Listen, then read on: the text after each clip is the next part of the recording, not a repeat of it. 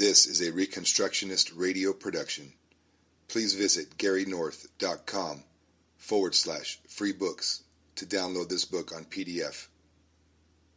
The title of this book is Dominion and Common Grace, The Biblical Basis of Progress by Gary North.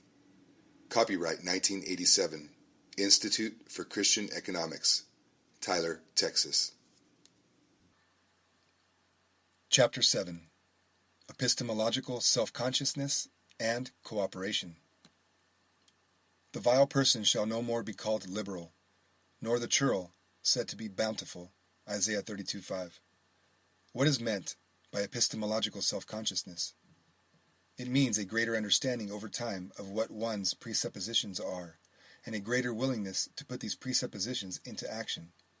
It affects both wheat and tares. In what ways do the wheat and tares resemble each other? In what ways are they different? The angels of the parable saw the differences immediately. God therefore restrained them from ripping up the tares. He wanted to persevere the historical process of differentiation. Therefore, the full historical development of both wheat and tares is required by God. Clearly, this is a very strong argument against premillennialism. As the Christians develop to maturity, they become more powerful. This is not a straight-line development. There are times of locusts and blight and drought, both for Christians and for Satanists, humanists. There is ebb and flow, but always there is direction to the movement. There is maturation. For one thing, the church's creeds improve over time. This, in turn, gives Christians cultural power. It is any wonder that the Westminster Confession of Faith was drawn up at the high point of the Puritans' control of England. Are improvements in the creeds useless culturally? Do improvements in creeds and theological understanding necessarily lead to impotence in culturally? Nonsense. It was the Reformation that made possible modern science and technology. On the other side of the field, indeed, right next to the wheat, self-awareness by unbelievers also increases. But sinners do not always become fully consistent with their philosophy of chaos.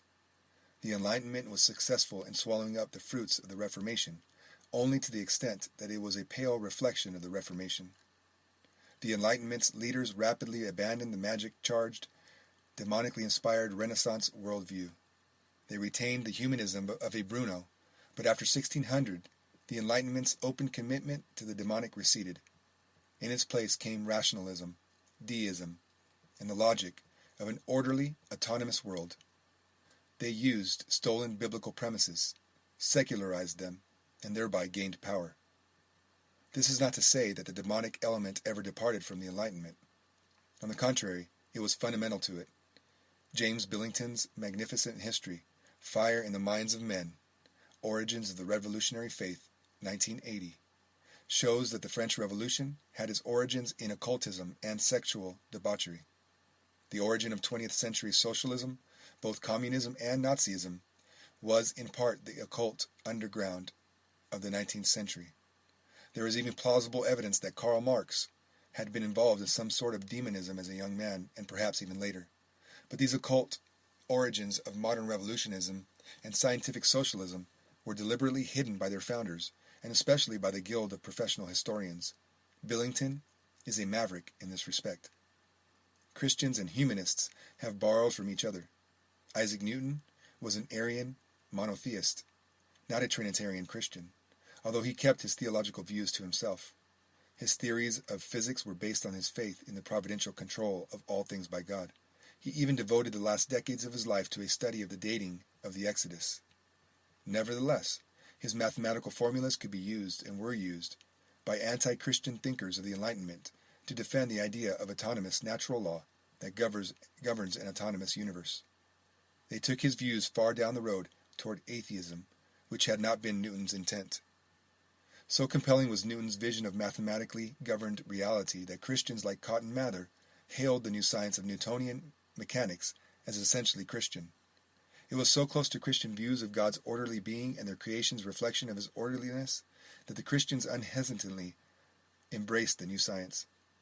Christians did not see, and still generally have not seen, the danger to their view of the cosmic personalism of the universe that autonomous natural law systems pose. What we find, then, is that Christians were not fully self-conscious epistemologically, and neither were the pagans. In the time of the apostles, because of the historically unique revelation of God, church leaders enjoyed a high degree of self-awareness. The church's war with Rome helped to maintain this awareness. The church was persecuted, and it won. But even in this era of the Roman Empire, there was considerable muddled thinking on both sides. The attempt, for example, of Julian the Apostate to revive paganism late in the mid-4th century was ludicrous. It was half-hearted paganism at best. It failed after 2 years. In the middle of the 2nd century, A.D., Marcus Aurelius, a true philosopher king in the tradition of Plato, had been a major persecutor of Christians. Justin Martyr died during Aurelius's years as emperor, but the emperor's debauched son, Commodus, was too busy with his 300 female concubines and 300 males to bother about systematic persecutions. Who was more self-conscious epistemologically speaking? Aurelius still had the light of reason before him. His son was immersed in the religion of revolution and escape, cultural impotence. He was more willing than his philosopher-persecutor father to follow the logic of his satanic faith. He preferred debauchery to power. Commodus was assassinated 13 years after he became emperor. The Senate resolved that his name be execrated. The Marxist Challenge. The African tribe, the Ik, see Chapter 5, is so consistent with pagan demonism that its members are a threat to no one but themselves. Communists, on the other hand, are a threat. They believe in linear history. Officially, anyway, their system is at bottom cyclical, however. They believe in law. They believe in destiny. They believe in historical meaning. They believe in historical stages, though not ethically determined stages such as we find in Deuteronomy. They believe in science. They believe in literature, propaganda, and the power of the written word. They believe in higher education. In short, Marxists have a philosophy which is a kind of perverse mirror image of Christian orthodoxy. They are dangerous not because they are acting consistently with their ultimate philosophy of chaos, but because they limit the function of chaos to one area alone, the revolutionary transformation of bourgeois culture. I am speaking here primarily of Soviet communists. But where are they winning converts? In the increasingly impotent, increasingly existentialist, increasingly antinomian West. Until the West abandoned its remnant of Christian culture, Marxism could flourish only in the underdeveloped, basically pagan areas of the world. An essentially Western philosophy of optimism, communism, found converts among the intellectuals of the Far East, Africa, and Latin America, who saw the fruitfulness of Confucian stagnation and relativism, the impotence of demonic ritual, or the dead-end nature of demon worship. Marxism is powerful only to the extent that it has the trappings of Augustinianism, coupled with subsidies, especially technological subsidies and long-term credit, from Western industry, banks, and governments. There is irony here. Marx believed that scientific socialism would triumph only in those nations that had experienced the full development of capitalism.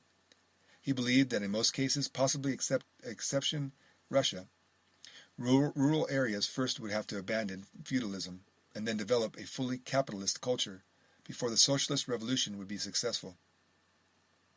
The industrialized West was still too Christian or too pragmatic, recognizing that honesty is the best policy, to capitulate to the Marxists, except immediately following a lost war. Marxists have long dominated the faculties of Latin American universities, but not U.S. universities. In 1964, for example, there were only about half a dozen outspoken Marxist economists teaching in American universities, and possibly as few as one, Stanford's Paul Baran. Since 1965, however, new left scholars of a Marxist persuasion have become a force to be reckoned with in all the social sciences, including economics. The skepticism, pessimism, relativism, and irrelevance of modern neutral humanist education have left faculties without an adequate defense against confident, shrill, vociferous Marxists, primarily young Marxists, who began to appear on the campuses after 1964. Epistemological rot has left the establishment campus liberals with little more than tenure to protect them.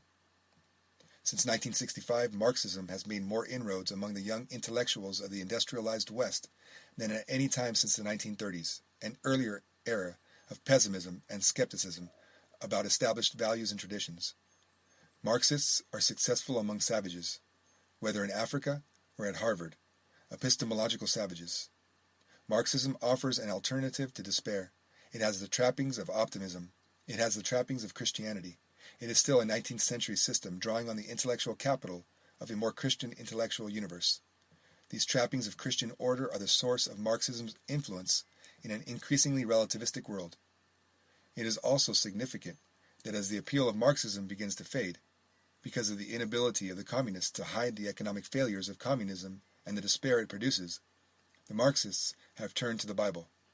The adoption of liberation theology by Latin American Marxists is not simply a tactic based on the Roman Catholic historical roots of the region. It is also an attempt to infuse a sense of religious fervor and morality into a worldview that is dying. Communism's appeal as a comprehensive worldview is increasingly limited. Word has spread concerning the bureaucratization of life it produces. It needs the language of the Bible to empower it. Satan's final rebellion. In the last days of this final era in human history, the Satanists will still have the trappings of Christian order about them. Satan has to sit on God's lap, so to speak, in order to slap his face, or try to. Satan cannot be consistent to his own philosophy of autonomous order and still be a threat to God. An autonomous order leads to chaos and impotence. He knows that there is no neutral ground in philosophy. He knew Adam and Eve would die spiritually on the day that they ate the fruit. He is a good enough theologian to know that there is one God, and he and his host tremble at the thought. James 2:19. When demonic men take seriously his lies about the nature of reality, they become impotent, sliding off, or nearly off, God's lap. It is when Satanists realize that Satan's official philosophy of chaos and antinomian lawlessness is a lie that they become dangerous.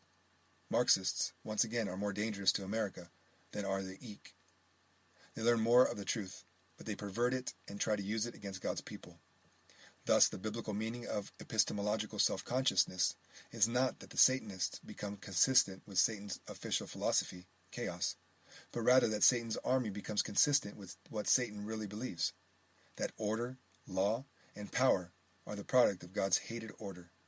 They learn to use law and order to build an army of conquest. In short, they use common grace, knowledge of God's truth, to pervert the truth and to attack God's people. They turn from a false knowledge offered to them by Satan, and they adopt a perverted form of truth to use in their rebellious plans. They mature, in other words. Or as C.S. Lewis has put into the mouth of his fictitious character, the senior devil Screwtape, when materialists finally believe in Satan but not in God, then the war is over. Not quite when they believe in God. No, he is going to win, and nevertheless strike out in fury. Not blind fury, but fully self-conscious fury at the works of God. Then the war is over. Cooperation. How, then, can we cooperate with such men? Simply on the basis of common grace. Common grace has not yet fully developed. When it does, the covenant keepers will at last rebel. Until then, we can cooperate with them. But this cooperation must always be in the interests of God's kingdom. The decision as to whether or not a particular ad hoc association is beneficial must be made in terms of standards set forth in biblical law. Common grace is not common ground. There is no common ground uniting men except for the image of God in every man. Christians, not pagans, are supposed to set the agenda in any cooperative venture. Pagans sit under the king's table. We do not sit under Satan's. They are supposed to feast on our leftovers, not we on theirs. Because external conformity to the terms of biblical law does produce visibly good results, contrary to Professor Klein's theory of God's mysterious will in history. Unbelievers for a time are willing to adopt these principles, since they seek the fruits of Christian culture. In short, some ethical Satanists respond in external obedience to the knowledge of the work of God's law written in their hearts. Romans 2:14 and 15. They have a large degree of knowledge about God's creation, but they are not yet willing to attack his church. They have knowledge through common grace, but they do not yet see what this means for their own actions. To some extent, the communists see, but they have not yet followed through. They have not yet launched a final military assault against the West. In short, honesty really is the best policy. If Christians are honest, non-Christians will want to cooperate with them. The non-Christian wants the blessings that Christians can get through honest labor. Thus Laban hired Jacob. Potiphar employed Joseph, as did the ruler of the jail and then Pharaoh. The kings of Babylon and Medo-Persia sought Daniel's counsel, etc. They want the fruits of biblical faith, even if they do not want the covenantal roots. Shared knowledge. The essence of Adam's rebellion was not intellectual, it was ethical. No one has argued this more forcefully than Van Til. The mere addition of knowledge to or by the unregenerate man does not alter the essence of his status before God. He is still a rebel, but he may possess extensive knowledge. Such knowledge can be applied to God's creation, and it will produce beneficial results. Knowledge can also produce a holocaust. The issue is ethics, not knowledge. Thus, men can cooperate in terms of mutually shared knowledge. Ultimately, they cannot cooperate in terms of a mutually shared ethics. This is why God separates people eternally at the day of final judgment. The development of men's rival ethics over time makes any cooperation impossible. The Satanists cannot stand to be in subjection to God, God's law, and God's people. They eventually rebel. What are the special cursed? Common grace increases the unregenerate man's special curse. When common grace increases to its maximum, the special curse of God is revealed. Total rebellion of man against the truth of God, and in terms of his common grace. Knowledge, power, wealth, prestige, etc., which then leads to final judgment. God does remove part of his restraint at the very end, the restraint on suicidal destruction. He allows them to achieve that death which they love, Proverbs 8:36b. But they still have power and wealth right up to the end, as in the Babylonian Empire, the night it fell, Daniel 5. Pagans can teach us about physics, mathematics, chemistry, and many other topics. How is this possible? Because God's common grace to them has increased. They had several centuries of leadership from Christians in the United States, as well as from Enlightenment intellectuals who adopted a philosophy of coherence that at least resembled the Christian doctrine of providence. Humanists cannot hold the culture together in terms of their philosophy of chaos, Satan's official viewpoint, but they still can make important discoveries. They also tax Christians at rates far higher than the tyrannical 10% that Samuel warned against, 1 Samuel 8:15 and 17.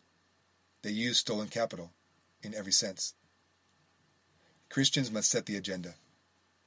When there is Christian revival and the preaching and widespread application of the whole counsel of God, then Christians can once again take the position of real leadership.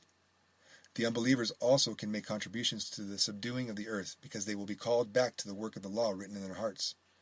Common grace will increase throughout the world.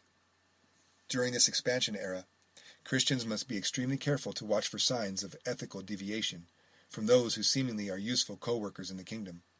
There can be cooperation for external goals. The fulfilling of the dominion covenant which was given to all men, but not in the realm of ethics. We should observe the Soviets to see how not to build a society. We must construct countermeasures to their offenses. We must not adopt their views of proletarian ethics, even though their chess players or mathematicians may show us a great deal. The law of God as revealed in the Bible must be dominant, not the work of the law written in the hearts of the unrighteous. The way to cooperate is on the basis of biblical law. The law tells us of the limitations on man. It keeps us humble before God and dominant over nature. It is our task to determine the accuracy and usefulness of the works of unregenerate men who are exercising their God-given talents, working out their damnation with fear and trembling. Strangers within the gates were given many of the benefits of common grace, God's response to the conversion of the Hebrews. They received full legal protection in Hebrew courts, Exodus 22:21 and 23:9, Deuteronomy 24:17. They were not permitted to eat special holy foods, Exodus 29:33, Leviticus 22:10, thereby sealing them off from the religious celebrations of the temple. But they were part of the feast of the tithe, a celebration before the Lord, Deuteronomy 14:22-29. Thus, they were beneficiaries of the civil order that God established for his people. They also could produce goods and services in confidence that the fruits of their labor would not be confiscated from them by a lawless civil government. They made everyone richer, for all men in the community could work out the terms of the dominion covenant. We are told that the natural man does not receive the things of the Spirit, 1 Corinthians 2:14-16. We are told that God's wisdom is seen as foolishness by the unregenerate, 1 Corinthians 1:18-21. There is an unbridgeable separation philosophically between unbelievers and believers. They begin with different starting points, chaos versus creation, man versus God. Only common grace can reduce the conflict in application between pagan and Christian philosophy. The ethical rebellion of the unregenerate lies beneath the surface, smoldering, ready to flare up in wrath, but he is restrained by God and God's law. He needs the power that biblical law provides. Therefore, he assents to some of the principles of applied biblical law, and conforms himself to part of the work of the law that is written on his heart. But on first principles he cannot agree. And even near the end of time, when men may confess the existence of one God and tremble at the thought, they will not submit their egos to that God. They will fight to the death, to the second death, to deny the claims that the God of the Bible has over every part of their being. Thus there can be cooperation in the subduing of the earth. Common grace versus common ground. We must not argue from common grace to common ground philosophical principles, such as the hypothetical principle of non-contradiction, or an equally hypothetical natural law. As common grace increases over time, there will be greater and greater separation ethically in the hearts of men.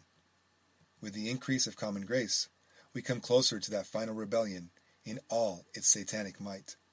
Common grace combines the efforts of men in the subduing of the earth, but Christians work for the glory of God openly, while the unregenerate work officially for the glory of man or the glory of Satan. They do, in fact, work to the glory of God, for on that last day every knee shall bow to him. Philippians 2:10. The wealth of the wicked is laid up for the just. Proverbs 13:22b. But ethically speaking, they are not self-consciously working for the glory of God. All facts are interpreted facts, and the interpretation, not the facts as such, there are no facts as such, is what separates the lost from the elect. Inevitably, the natural man holds back, actively suppresses the truth in unrighteousness, Romans 1:18. No philosophical proofs of God, other than a proof which begins by assuming the existence of God revealed in the Bible, can link unregenerate minds with regenerate. God the Father, not logic, brings men to a saving knowledge of Jesus Christ, John 6:44. There is no common ground philosophically, only metaphysically. We are made in God's image by a common creator, Acts 17:24-31. Every man knows this. We can, as men, only remind all men of what they know. God uses this innate knowledge to condemn lawfully all unregenerate men. The unbeliever uses stolen intellectual capital to reason correctly. Correctly in the sense of being able to use that knowledge as a tool to subdue the earth. Not in the sense of knowing God as an ethically adopted son knows him, John 1:12. His conclusions can correspond to external reality sufficiently to allow him to work out his rebellious faith to even greater destruction than if he had not had accurate knowledge. Luke 12:47-48. He knows somehow that 2 + 2 = 4, and also that this fact of mental symmetry can be used to cause desired effects in the external realm of nature. Why this mental symmetry should exist, and why it should bear any relation to the external realm of nature, is unexplainable by the knowledge of natural man, a fact admitted by Nobel Prize-winning physicist Eugene Wigner. Christians, because they have a proper doctrine, can explain the coherence of men's minds, the coherence of the universe, and the coherence of the link between the two. The unbeliever cannot explain this coherence by means of a philosophy of ultimate randomness. Nevertheless, he operates as if he could explain it. He operates in faith, so the unbeliever uses stolen intellectual capital at every step, because the unbeliever's capital base is ultimately God's. Christians can use some of his work by checking his findings against the revelation in the Bible, and the unbeliever can use the work of Christians. The earth will be subdued.